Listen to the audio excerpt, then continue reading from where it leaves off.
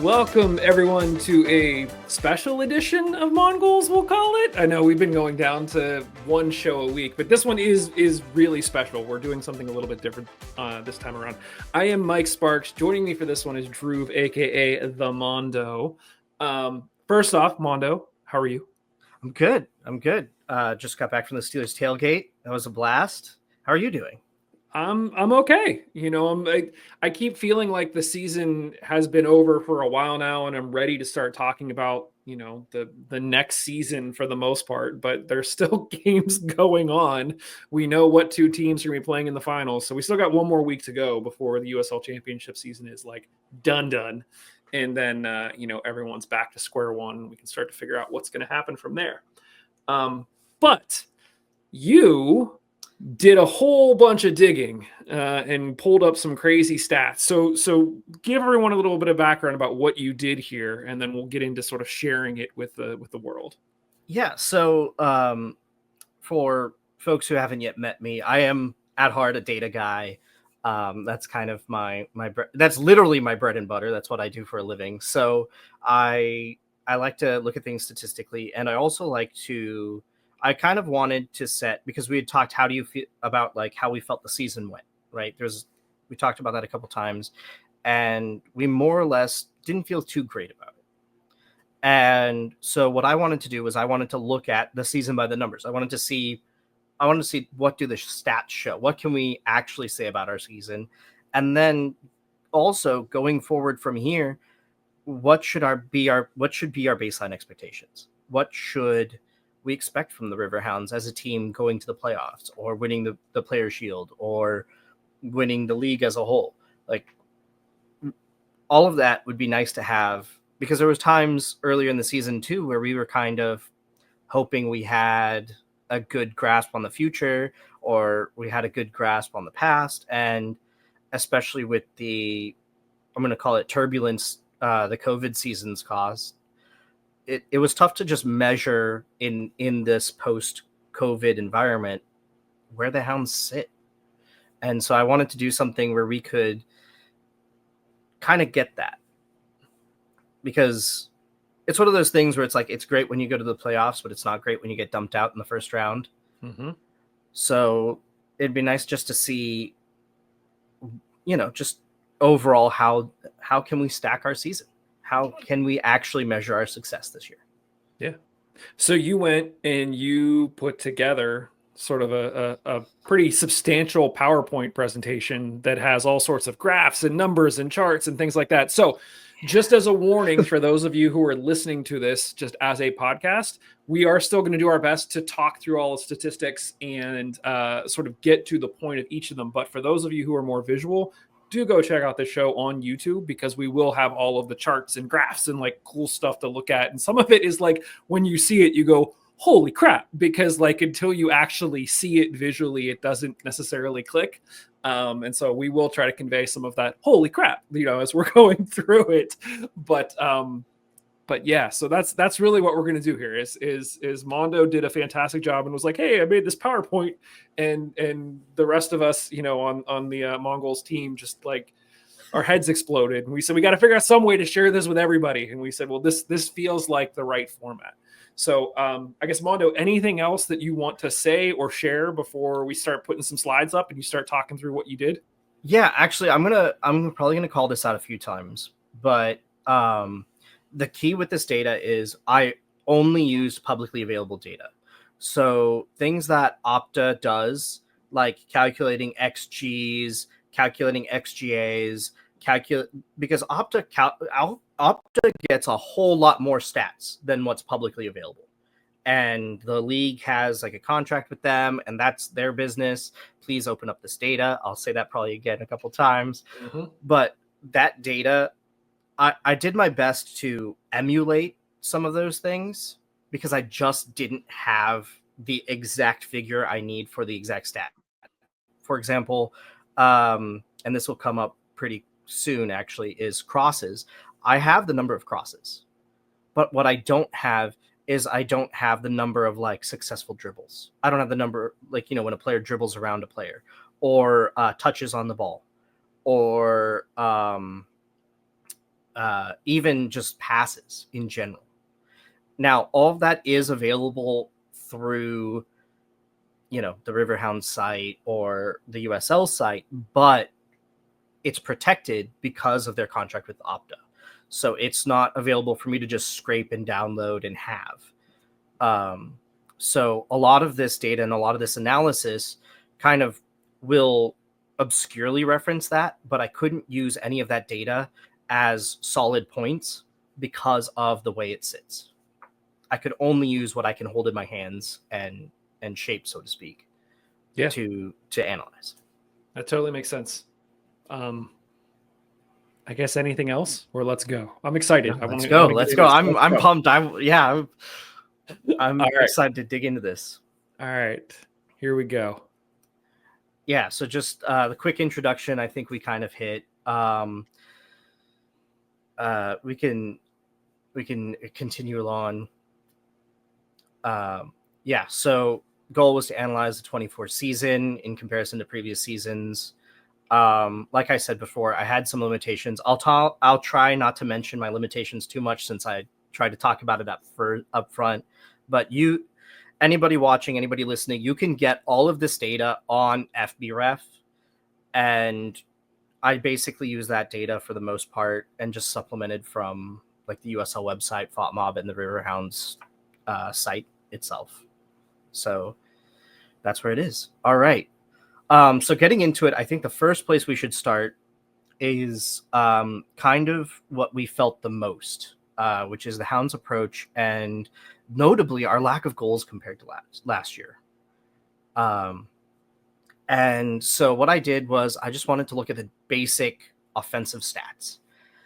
And what immediately stood out to me is compared to 2023, we actually had more shots this year, and we had about the same shots on target this year. So what did that mean? That means we had less shots on target go in. So we had an overall lower, and by like 5%, mind you, 5% less shots on target this year compared to last year, which is almost nothing, right? Like that's a margin of error. That's not even really anything. We were actually taking 1.5 more shots on goal this year in 2024 than we did in 2023. And our shots on target was about the same per game. What did change, though, was our goals per shot and our goals per shots on target. Obviously, those were going to be a little bit lower just because we scored less, but we took about the same number of shots. What's even more interesting is, other than our out-and-out striker, the next highest player only scored 5 goals.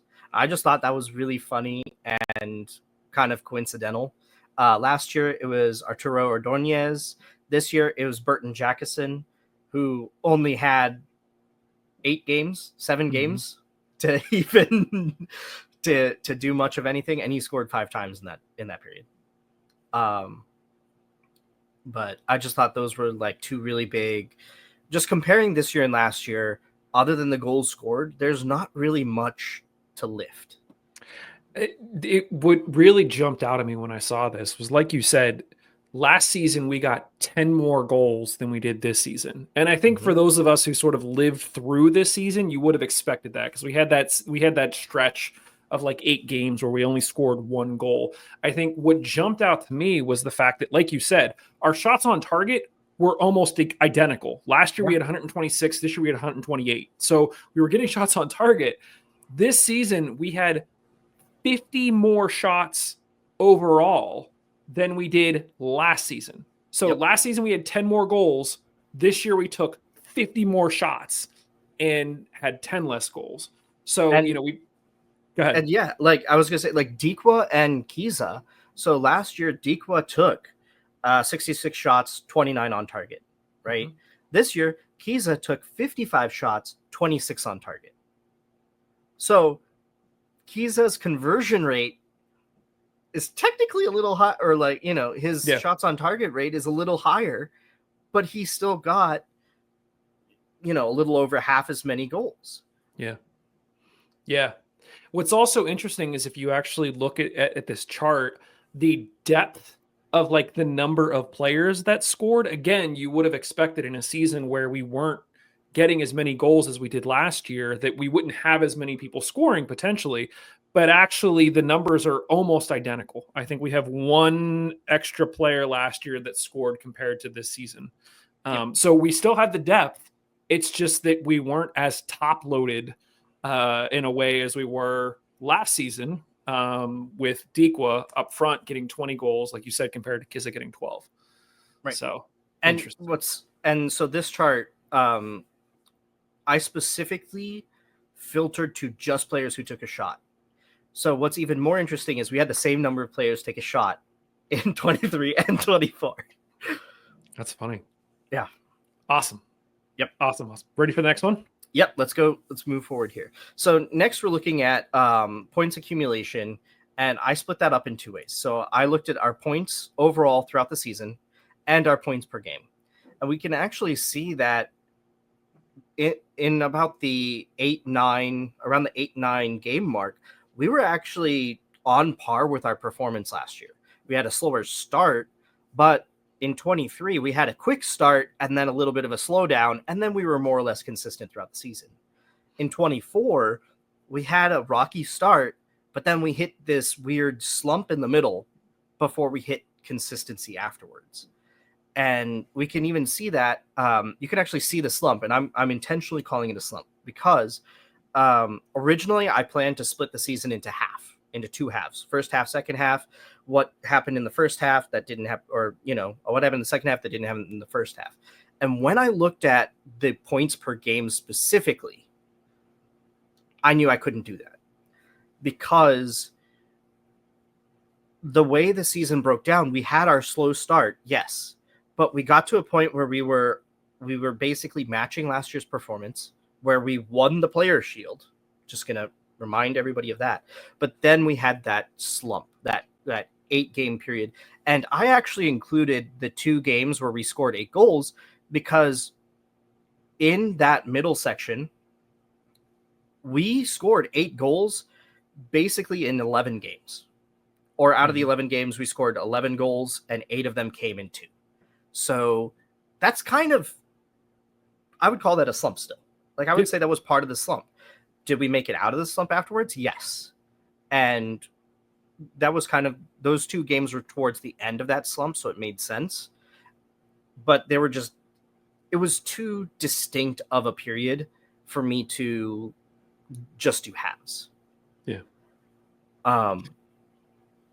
And the other thing, and I'm going to get back to this year, the Hounds, we made it up to the roughly 1 point per game around game 10.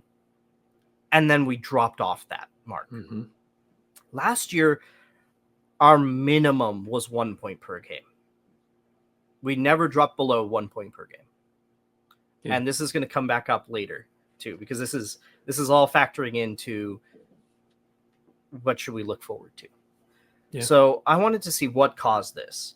So if we go forward, well, hold on real quick. I just want to touch on one thing, and hopefully I'm not stepping on your toes here for the next one. But one of the things that jumped out to me here, and for those who listened or watched the discussion that I had with Dan Visser, the team's sporting director, last week, I had posed the question to him of, when you're sort of building a team, is the focus more on winning the Players' Shield or going after a championship?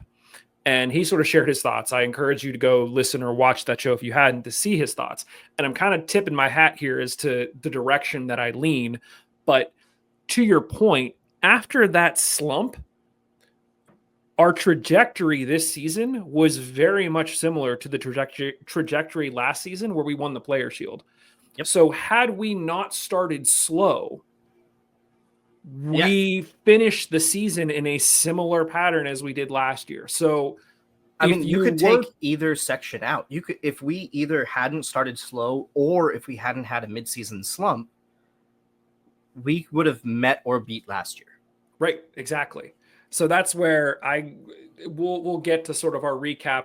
I think next week we're going to try to do our recap, but that's one of my thoughts is there's a very different approach to building a team to win a player shield versus building a team to win a championship. And if we go into it thinking we've got to win the player shield from the start, then we're less likely to slump and put ourselves in a situation where we recovered, according to these numbers, we recovered after the slump and we're doing, player shield worthy numbers afterwards.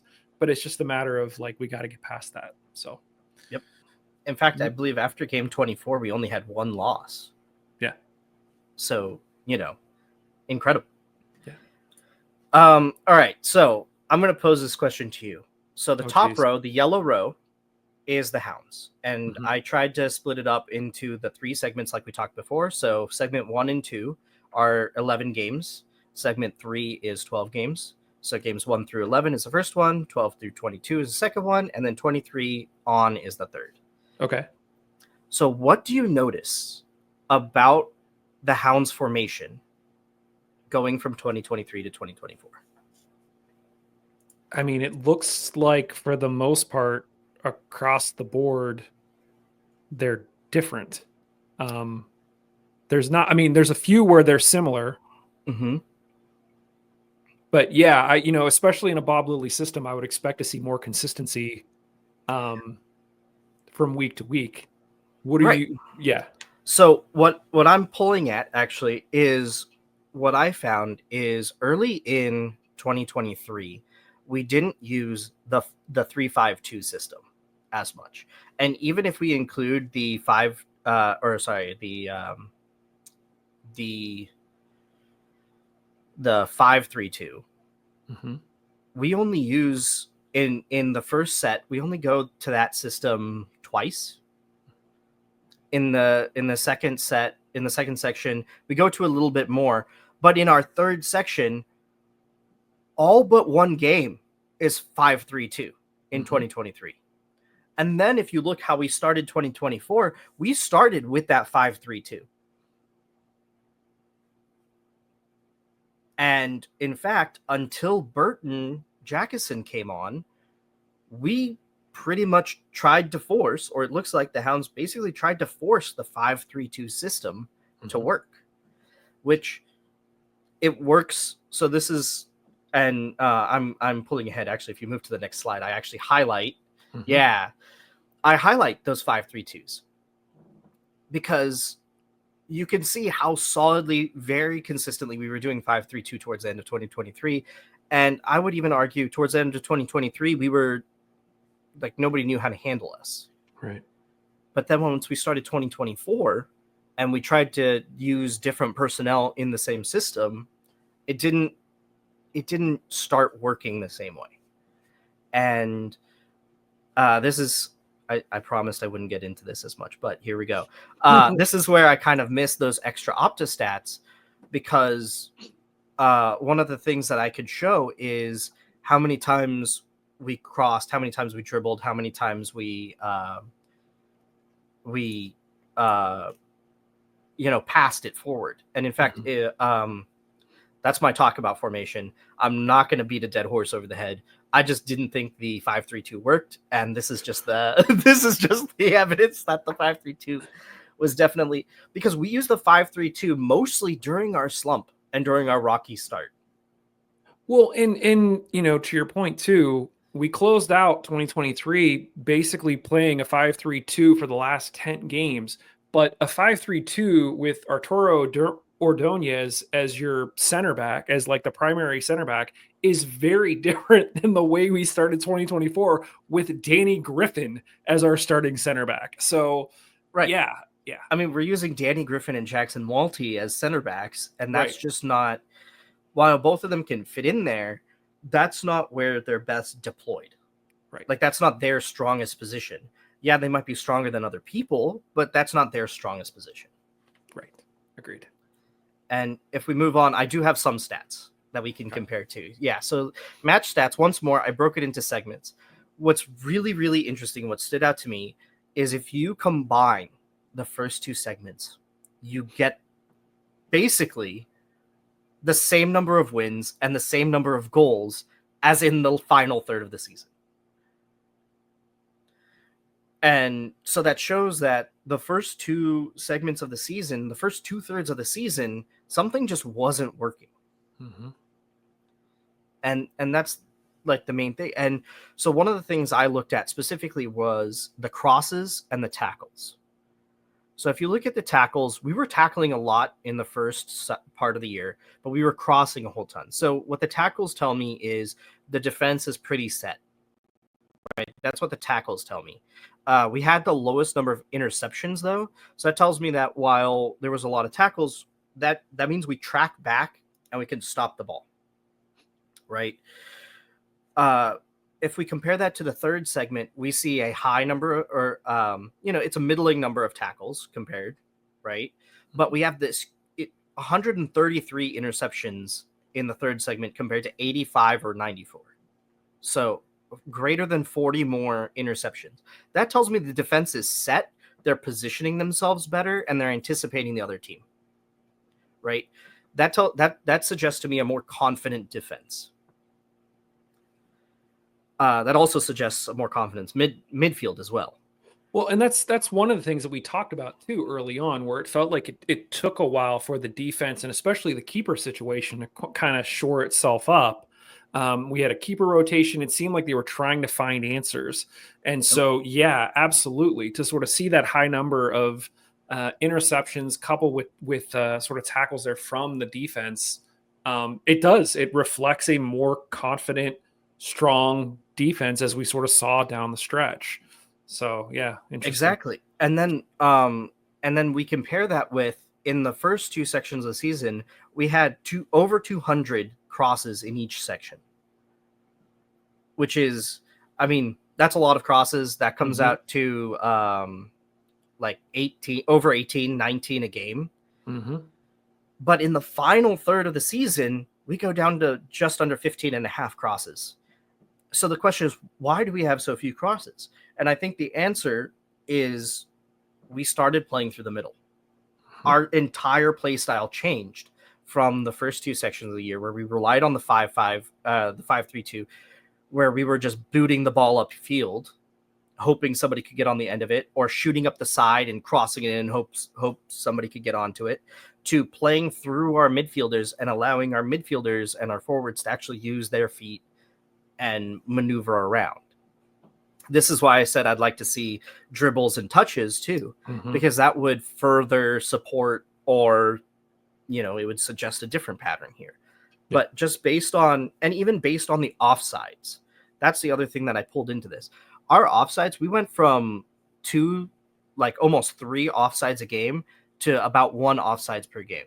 That tells me the forward's not trying to break out into space as much, because they're playing through the middle. You don't have to try to get off the last defender's shoulder if you're not playing the long ball game. Yeah. So that was like really big. Also, we saw our fouls conceded drop in the third section, and that also just suggests more swagger, more confidence, and just like in general, I think the team was more relaxed on the ball. Yeah, based on what I'm seeing. Because that's usually when you see those yellow card, red card, and even just normal fouls, you see fouls increase when the team is stressed, when the team is under pressure, and when they're not quite, when the chemistry is not quite there. Right. Yeah. Kevin liked to point out that oftentimes you would see guys sort of reaching or lunging, not necessarily because they're tired, but because they're out of position mentally. And we seem to shore that up as we get further into the season. And that's where you see those numbers drop. Yeah. And that's where you also see high tackles, low interceptions. Right. Because you have to tackle more to make up for not breaking up a pass. It's super interesting because I think we sort of lived the season with the team. So we can look at these stats and we go, oh, yeah. And you kind of reflect back. But what would be really interesting is if we had these stats and we didn't see the Hounds play at all, we probably would be able to deduce how the season played out and the things that we saw simply just by looking through the numbers. The numbers tell the story. Oh, yeah. That's exactly why I wanted to play with this. Yeah. The last thing I'll say about this slide is, so the reason I also had to split the season into 3 parts is if you look at our goals for and our goals against and our assists, and even on a per game stat basis, we had about just under 1 goal per game, and we conceded about 1 goal per game. So we had in the first segment, we had 10 goals for, 12 against. In the second segment, we had 11 goals for, 10 against. And that's that 1 for, 1 against. Mm-hmm. In the last third, we were scoring 1 2/3 times per game, so almost twice per game. And we conceded half a goal per game. Mm-hmm. So we completely flipped it. And I'd like to once more point out that last third does not have the 2 games that we scored 8 goals. That's in the second segment. That's during the slump. In fact, I think that's the only reason the slump numbers look the way they do. Right. Is those 2 games. Yeah. And that's why I had to include that slump. I couldn't split the season into halves. I had to do thirds. Yeah. It's crazy. Yeah, because when you look at it, in the first 2 thirds, we scored just 1 more goal than we did in that final third, which is nuts. 10, 11, and then 20. And our goals against, we gave up half as many goals against in the final third as we did in just the first third. When you combine them, we gave up like a fourth as many goals in the final third as we did in the first 2 combined, which is like insane. Yeah, it's incredible. Yeah. And even if you look at the assists, so once more, I was saying we're playing more through our player, like we're going through the midfield. Our assists, we had more assists in the final third of the season than we did in the first 2 thirds combined. Like that's 11 in the first 2 thirds of the season to 16 afterwards. We were very dependent on basically free kicks and PKs. I was going to say it's like PKs, free kicks, and like poaching on other teams' mistakes. That's where sort of the goals were coming in the first 2 thirds, and in the second 2 thirds, literally almost every goal had an assist with it. Yep. Or at least 3/4 plus of the goals that we got had an assist associated with it, which means that we were producing more as a team rather than these individual efforts. Exactly. Fascinating. Yep. And so if we go so I wanted to figure out kind of what did that, and the key factors. So I think we touched on this briefly. Suber and Osamanu regularly starting and having Hogan back from injury. Now that gives us our solid 3-back line that allows Biasi to go out to the wing and rotate with Blackstock and Etu. And I think that was really important because we saw Blackstock and Etu running themselves ragged in the first 2 thirds of the season. Just absolutely ragged. And Biasi's preferred position is left back, if I'm not mistaken, right? So he prefers to be out there anyways. and that benefits him. He's more comfortable. He's more confident. We have Hogan, who led the line, which was really great. And I think also very importantly, in midfield, we have Walty coming in and becoming holding midfielder. And what that allows is then Griffin and Mertz and Sample and Forbes, when we had subs, because Bob does like for like, we were able to do that like for like still. And those guys were able to push upfield because we had a midfielder who could sit back and who could kind of direct traffic and kind of keep the back line whole while everybody pushed up. And then on top of that, that also allowed synergy and rotation. So I call it rotation. And what that is so I primarily encountered this as a midfielder where even as the attacking midfielder, you're not going to join every single attack. You're going to, you can only sprint so much. You got to sit back and get your stamina back up, catch your breath, and then you can go again. And having, I think, Biasi out on the wing, allowing that rotation with Blackstock and Etu, and then having Walty in the midfield allowed rotation between the defense and midfield, because if 2 defenders push forward to join the attack, you can have Griffin and Walty drop back.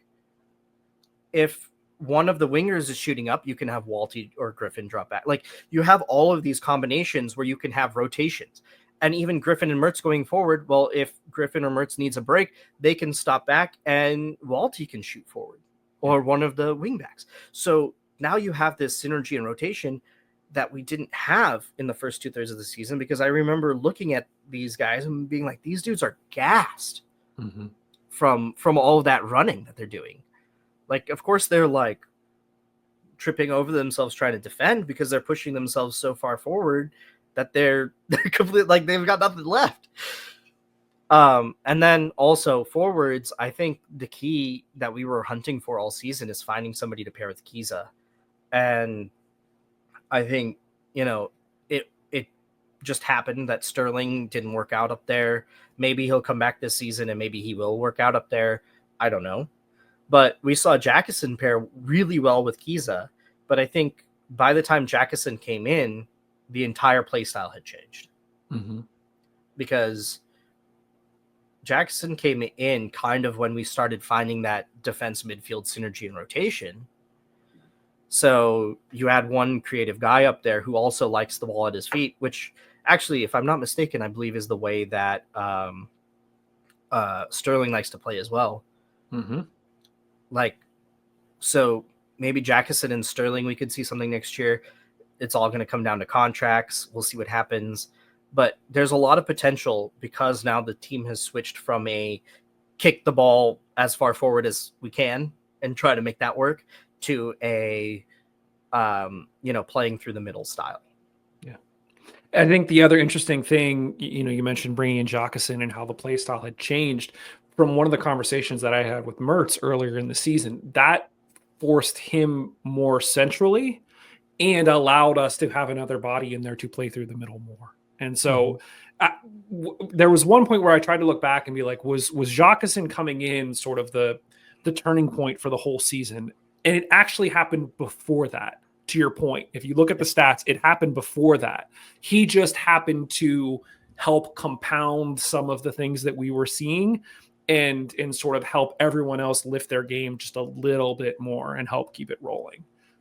It'll be interesting to see what happens with him next season for sure. Yep. Because I think at the end of the day, we need to keep one or both. The Hounds need to keep one or both of Jackson and Sterling. Yeah. And now our favorite topic. I stole this picture from the Hounds. I believe Mallory Neal took it. I stole it off their webpage. Please forgive me, Riverhound staff. Don't hurt me. Yeah, gotta give the plug real quick. I mean, it was announced this past week. Eric Dick was named first team All USL. So basically, he was basically named by the league as the best keeper in the league. Now there still is voting that's happening to determine. There's a few that like players can vote or fans can vote to try to determine who the best keeper is. But in terms of when they pick their first team All USL by the best players, Eric Dick was the first team keeper. So kudos to him as we sort of dive into some of these goalkeeping stats here that you got for us. Yeah. So I split the goalkeeping stats up in two ways. The first way that I did it was I wanted to look at just top goalkeepers because last year in 2023 we had Jamali Waite, who dominated. And then historically we've had David Vitiello also at one point was with the Hounds, if I'm not mistaken, right? Yep. Or not David, Daniel. Sorry. Danny. Yeah, Danny. Too many Dannies on the team. I know. I'm just kidding. We want to keep all of our Dannies. Jeez. Keep all the Dannies. Yeah. But so I just wanted to compare, and then I needed more goalkeepers to compare with. So what I did was Zamundio was in the league with Loudon in 22. I believe 22 was the year Jamali Waite actually took the starting role for the Hounds. That's when he took over for Silva. So what I did was I basically compiled a list of Hounds keepers plus keepers who won a Player of the Month or won the Golden Glove or won a goalkeeper of the season or won a nomination for goalkeeper of the season. Obviously, in 2024, we have not had that yet, and it's just starting to come out. But I grabbed a lot of the top performing goalkeepers from 2024, just as far as, clean sheets, general performance, and combine that with the Hounds.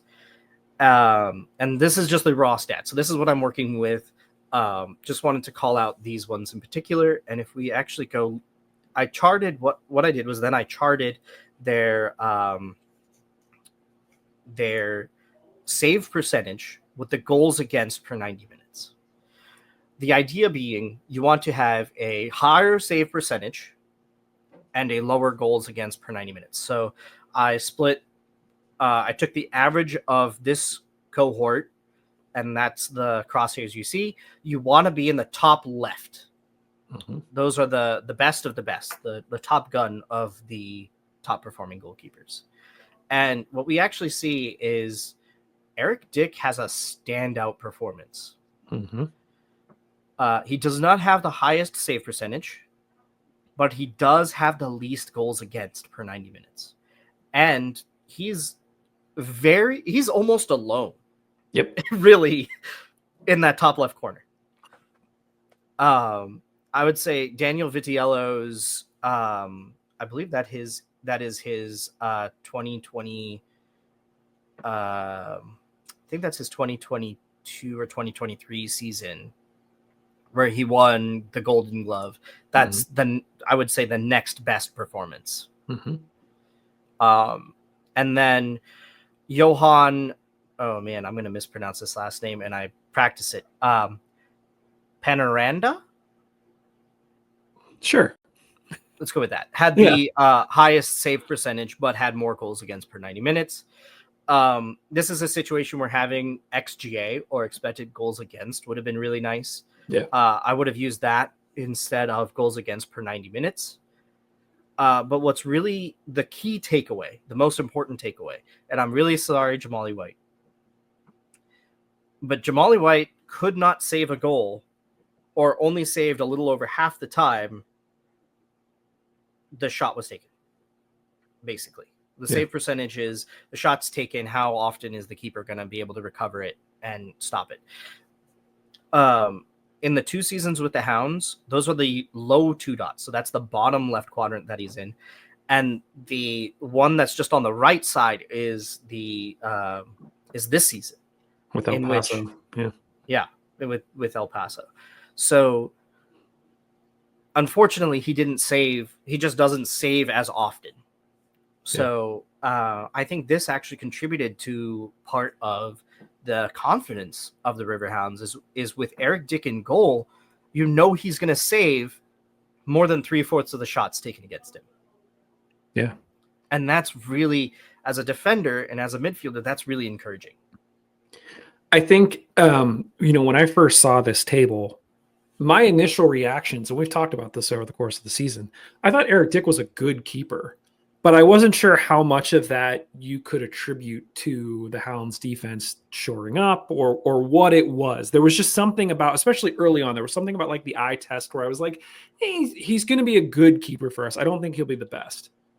But when you actually look at this table and you sort of compare and you realize exactly how many goals the other team scored while Dick was in net, and you compare that to how many saves he actually made, it's like, oh, no. Like, he's like head and shoulders above like other keepers that we've had recently. And really like other keepers across the league over the past 3 years, which is amazing and like stunning. Was not what I was expecting. But and in fact, we can compare him to the 2024. So the next step was just taking all the keepers from 2024, and thanks to Miami, and this will make sense in a minute. I had to use, I believe they had to play in at least 10 games, is what I used for this next table here. The 2024 performance, because Miami basically used each of their keepers for a third of the season. So, and 2 of them are off this chart anyways. Gotcha.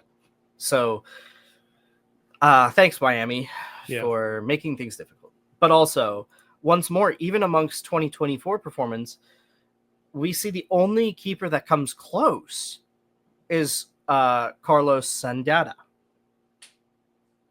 And I'm just going to double check my notes here. Saldana is actually the young goalkeeper for Detroit City, and Detroit City, you should actually be mad, and I'm telling you why right now. Swinewasher, great keeper, nowhere near the performance of Carlos Saldana. You needed this man to have more time in goal. You would have done a lot better this season. Mm-hmm. So I both hope and don't hope. I hope you don't keep him. Because it's going to be very interesting watching his career. He's a young keeper. He's fresh in league, but he's the only keeper that comes close to Eric Dick. Yeah. I remember when he started getting some games, I think we played against him actually. Cause I remember sort of like pre-gaming and talking about him, like, is this guy legit? What is he? And I remember him playing well when we played against him. So yeah, he will be one to watch for sure heading into next year. Yeah. It'll be very interesting seeing that play split. But no, I just wanted to, and with the 2024 goalkeepers, if you're voting for anybody other than Carlos or Eric, you've got no idea what the stats say. It's basically what I'm saying here, because those two are the only ones who should be in contention for keeper of the season. Yeah. Great. Yep. And then we can actually move forward. So the next chunk of things is something we've talked about a bit, and that's possession.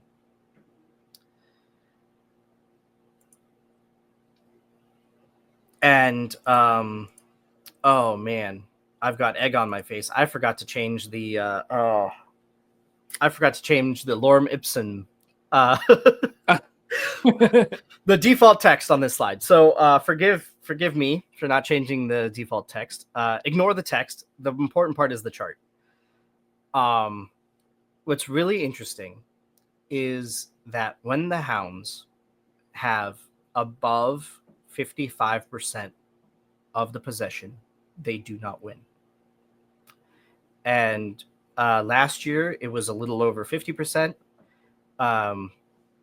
That's what we needed to stay under to win. The average was 41. This season was 39%.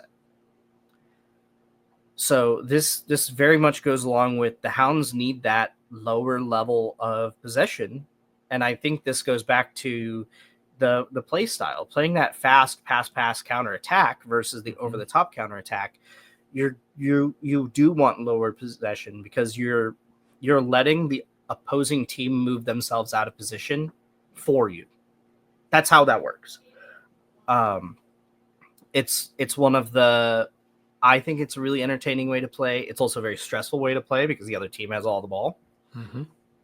But this is a situation where I would have loved more stats. This is one of the key would have loved more stats. What I wanted to look at was possession before the first goal. Because without that, we can't fully say that we can say the Hounds need less than 55%, maybe even less than 52% of the possession to win the game. They don't do well in situations where they have more than that. But we don't know if in the lead up to that first goal, maybe they have 80, 90% of the possession up to that point, and then they ease back and let other goals come. We don't know if they have even less possession before the first goal and use the counter attack to score. So it's hard to actually get where do the Hounds score on possession and where are they the most lethal as far as possession, which were two things that I was trying to also answer, but with the available data, I just wasn't able to. Yeah. This sort of echoes a sentiment that we've been saying for a few years now, where if a team decides to sit back and try to allow the Hounds to break them down, we don't seem to have the system or necessarily the players to break them down. So that is why when we have more possession, it's often because A, we are chasing the game, and B, because the other team is bunkering and we are invited to try to break them down. And we just, I mean, the stats sort of show we struggle massively to do that. Where we succeed is when the opposite is true. When the other team has possession and we're sort of sitting back and we can quick strike on the counter. And it's not trying to beat 10 men behind the ball. It's trying to beat a few defenders as you're making your way through them and then score right away. Right. And I think that's the difference between the first 2/3 of the season. So the next step here would be comparing the possession stats for the first 2/3 of the season with the final third of the season. So once more breaking it into segments and looking at that. And because I have a feeling we're going to see some of our higher possession games come in this final third, but we saw some of the lowest possession games, I think, come in the beginning, and some of our higher possession losses come from early in the season. Yeah, actually, I can say that because we only lost one game in the last little bit. Yep. But so this takes us to the future. So I think we've discussed, playing for the Players' Shield versus playing for the championship. And so what I did was I took Louisville's performance this year, because this year Louisville blew everybody's mind. A lot of commentators were talking about it during non-Louisville games. Yep. They were just the team to beat from almost the first kick of the season. And we can see why here. So even compared to the 2023 Players' Shield winning Riverhounds, Louisville doesn't even come, like, Louisville is above and beyond that. In fact, they started with 3 points per game and maintained that almost to week 5. And then they started coming down a little bit. And so this is where I started breaking this down. So what should be our expectations for the Riverhounds? What should we want to see? What should be the minimum we expect? And based on this season, I'm going to say the minimum we should expect is about 1.5 points per season, or points per match. Sorry, not points per season. That would be terrible for the whole season. Right. And the reason I say 1.5, so 1.5 points per match comes out to I did this math. 51 points over the course of the season. I think 51 points is the if I remember correctly, that's about what Detroit got. They got 51 or 53. So that puts us 4th, 5th place, at least one game at home. Then nobody can say, oh, we should have had a game at home. That's why we didn't advance in the playoffs. That eliminates that entirely, and that gives us a very secure, very solid playoff spot. And what we should actually be trying to hit is at least a 2 points per match. And the reason I said 2 and not above 2 is because Louisville had a blowout season. They're going to find it hard to replicate this season's performance next year. This was a more than likely record-setting performance for Louisville this year. That would be incredible to have, but I don't think it's realistic to expect that season over season. I think if we're seeing 2 points per match, so 68 points total, that's where the Hounds should be year in, year out. Top 1-2. You're more than likely winning the Players' Shield with that. If not, you're second place for the Players' Shield with that, right? You control your destiny. And I mean, to get there, your point of 1.5 points per game, right? To make that happen, that means if we are able to sort of reinstate Fort Highmark, if you win your games at home and you lose every road game, that's 1.5 points that's 1.5 points a game. That's how you get there. That's all you need. That's all you need. If you want to get to 2 points per game, we're making this sound easy. It's not easy. It's not easy. but if you want to get to 2 points per game, that's a win at home and a draw on the road. Like, that's not saying you need to win every single game all the time. And this is like historically like what they would say for the Champions League, right? Like, oh, if you want to make it to the next round of the Champions League, if you want to make it, like, this is what top teams shoot for, is you win at home, you draw away. Yep. So our expectation should definitely be win at home and collect what you can away. Yeah. And that puts us in a control your own fate. That doesn't put us that puts us in a situation where we're not in a last game. Are we actually going to make it to the playoffs, or do we need, help? That keeps us secure. I think, and all around, I think that's just what should be expected of the team. Yeah. And I mean, you can also see there is a point that the 2024 performance passed the 2023 performance around game 8-9. We looked like we could have, if we continued if we had the same results from 23 after game 9, we would have more than beat where we ended up last year. We would have been close to Louisville at that point. Yep, exactly. And I think that is whether that's a mentality that needs to change or a mentality that just needs to be adopted. That should be what our expectation is. We know Louisville is going to be at the top. We know Charleston's going to be at the top. Their expectation is they're number 1, they're number 2, right? That's what we should expect from the Hounds. Yeah. There's no reason why we can't accomplish that. Well, I guess your final thank you slide. Oh, yes. So thank you. This was done by me, the Mondo, with the support of everybody at On Goals. Special thanks to the Riverhounds, the players, and the organization. If I called you out by name, I'm sorry. And just one more time, Riverhounds and USL, please let me have access to more stats. There's an incredible world of just stuff we can calculate out, graphs we can look at, if we have more numbers. So, because we could absolutely go in a direction where we look at who our most productive players are by minute, and just look at passes, crosses, chances created, etc. But not being able to have that in a tabular format, not being able to scrape that data makes it difficult to be able to say, the most influential player in our season was Danny Griffin, or Robbie Mertz, or Jackson Walty. You can't definitively say that without some of these stats. So it'd be good to have that just for that little extra bit. Yeah, for sure. Yep. First off, Mondo, thank you for putting all this together. It sounds like on some level you enjoyed it, but still it's super informative. And, you spent a lot of your own sort of personal hard-earned time just sort of doing this and crunching the numbers. But it's fantastic. It's great.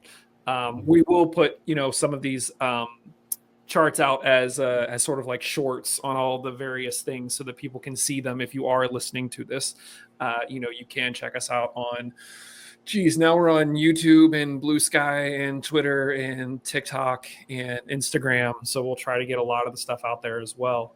I don't want to spoil anything because I know we're still going to do sort of our season recap and capture some thoughts, but I am curious, now that you've gone through this experiment and you've looked at all of this data, not about any one thing in particular, but just how do you feel after doing this and seeing what you've seen? So I feel more confident going forward, actually. Based on what I see from the end of the season, the final third, if we continue that, if we re-sign players, if players elect to stay, I'm pretty confident going forward. I'm a little bit concerned because again, this is kind of me also setting a historical record for myself, being a relatively new Hounds fan. I'm concerned with the historic turnover of the team. That's a big concern. And this is, I guess, another shout out to the Visser, the Visser interview, because that's one of the things that you guys cover. And I mean, we can tell that the Hounds are more than capable with this personnel. We're more than capable. The question is how many people stay, how many new people come in, and how will the new people fit in? And I mean, I think without being overly critical of the staff, it concerns me to see that goalkeeper rotation that we saw, because how many of those draws could have been 1-0 wins if we had a different keeper in goal? I mean, I don't even Well, yes, I would with say a higher save yeah, percentage, just right, based on that. Like, because in those games, those teams against us were taking 1, 2, 3 shots, right. and those 1, 2, 3 shots were goals, right? So if we have a keeper with a higher save percentage in goal, how many of those would have been points? I So think, yeah, I think what I would like to see too, because there was also the issue with the defensive rotation, like you mentioned, Hogan was hurt and then Hogan came back. yeah, If we're talking about keeping people, and again, we have no real insight into any of this. I think there's certain assumptions that you could potentially make as it was told to me, but we know nothing about the defense. We know nothing about the keepers. If we get back Dick, Hogan, Suber, Asumanu, then at least, and you're sort of saying that you're hoping this is a good building block and we can continue whatever growing pains we had at the beginning of the season to get those guys to a point where we're only giving up 6 goals in that final third. We can hope that that continues and maybe we hit the exactly. ground running moving forward. Yeah, agreed. I think even if we come away with 2 out of 3 Right. defenders, I think, and I'm sorry in advance to the Hounds because now you're going to hate me during contract negotiations, but I think one of the most critical players or play styles that you're going to need for the way Bob likes to run his teams is that holding midfielder like Jackson Malty. Having a player, whether it's Jackson Malty or it's somebody else, I prefer Jackson Malty just because he's from Pitt. I'm from Pitt. I've got the tie there. Yeah. But whoever it is, that needs to be their preferred position. Playing Danny Griffin back there, I don't think is the right answer. You need somebody who specializes in that holding midfielder to allow that synergy that we saw this season. And I think that's one of the things that made the final third so successful is having that really good rotation. And I think we also need, whether it's one of the bench defenders coming on or what have you, we need to have that third defender so Biasi can create that rotation with our wingers, because that's something else we didn't see till the end of the season. And it's just little things like that I can pick out. I think Kiza needs also somebody up front who likes to play the ball with him. So him and Robbie make a good combo. Him and Jackson make a good combo, just because he likes to play the ball back and forth. He likes to do the 1-2s. That's the way he plays. He's not a target man poacher like Dequa is. Like, Dequa excels in the target man poacher. Yeah. But I think, and with the personnel we have, a lot of our players like to play with the ball at their feet. Yep. And I think having a poacher kind of goes against that. Yep. So I think our team is actually stronger now. Yeah, I don't want to. Yes, sorry. We're heading. No, you're good. I'm heading into. I'm preluding next week. Yes, if you and I keep going, we're just going to talk for the next 45 minutes just about what we think. We'll save that for another show. But again, massive thank you for putting this together. Yeah, this was fun. Yeah, lots of great stuff. Like I said, we're going to try to share as much of this as we can visually across the board so that everyone can sort of see these numbers and sort of see all your hard work. I guess any final thoughts before we get out of here? No, I'm excited for the off season. I guess I keep, like you said at the beginning, I keep forgetting that the USL season isn't over, but I guess that hasn't stopped the USL from doing off season things yet. So yep. Yeah, exactly. Listen, we keep saying that it feels like the offseason keeps getting shorter and shorter. It's currently halfway through November. Like they're gonna be having open tryouts here like next month to start finding players and start building the team for next season. And so we've got a lot of additional conversations that we're going to be having just about what's going on with this team, not to mention more interviews. There was a news article about the team getting money for the development of phase 1 of the stadium stuff. So we're going to have Jeff on to talk about what does that actually mean? What do phase 2 and phase 3 look like? So there's just lots and lots of info to come. It is disappointing the season ended, but this is sort of that period where everybody starts to get a little bit more excited. Definitely as we start getting into late December, early January, it's going to be all systems running because, once we get into March, season starts. So and I think we can build more momentum next year than we had this year. I understand we won the Players' Shield last year, but it felt like we were we stumbled across that line. Yeah. Whereas this year, it seemed we were pushing harder and harder, even fan-wise. Like just the atmosphere around the stadium was, I Number think, of more sellouts electric. and- Yeah. yeah. So I'm looking forward. Plus, then we have the Riveters too. We do. I'm super excited for this offseason. There's gonna be so much to talk about, so many people to talk to. Yeah, it's gonna be so much fun. So thank you everybody for joining us for this one. Like we said, hopefully if you listen to this and you were stumbling over some of the stuff, we will put the stuff out there, or just go watch it on YouTube, because that's where all of the stats and the charts and all the really great stuff is going to be. Please make sure you subscribe to this wherever it is that you're getting it. As I mentioned, we are now on more platforms than when we ended the season with. So we're on Twitter, Blue Sky, Instagram, TikTok, YouTube. I think that's it. I think that's where we are for now. So stay tuned. Catch us on all those places. And thanks, everybody. We'll be back with more Hounds content very, very soon. This is the way.